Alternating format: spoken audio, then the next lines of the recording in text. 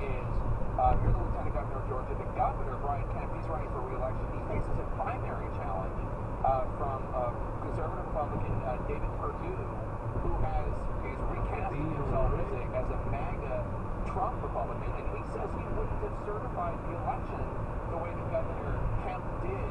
And this is really the biggest difference between them, right? Is that Governor Kemp abided by the state constitution, did his constitutional duty, and David Perdue is recasting himself as somebody who will just bend to Trump's will. Yeah, David Perdue's primary challenge against Brian Kemp is a synthetic primary challenge.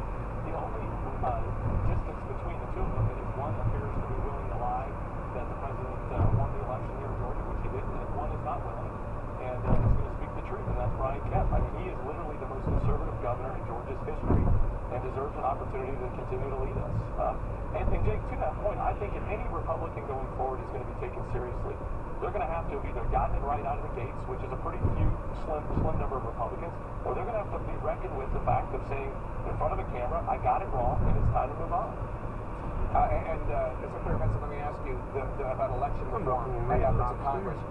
There are Republicans open to overhauling the Electoral Count Act of 1887, which is kind of written sloppily, and it's the law that Trump and his allies were trying to use to convince Pence that he could overturn the election. I know that's not what Democrats want. Democrats want sweeping election reforms, but shouldn't Democrats at least try to get this part fixed and work with Republicans on that?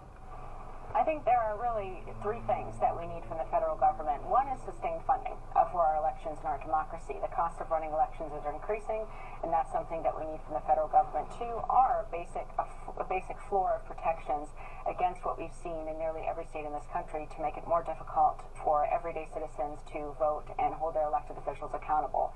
And then finally, we do need federal protections against election subversion, and reforming the Electoral Count Act has got to be a critical piece of that. So all of these three things are needed. None is dispositive, none is full election support from the federal government requires action on all three. And certainly if one comes before the other, that's great, but as long as that does not negate the need to have the other two. So I fully support the efforts to reform the Electoral Count Act, but not, we have to make sure it's not at the expense of the other things we also need. Thanks to both of you. Appreciate it. The lesson that House Republican leader Kevin McCarthy appears to have learned from the insurrection and what that could mean if he gets what he has always wanted, that Speaker's gavel. Plus, Republican Governor Larry Hogan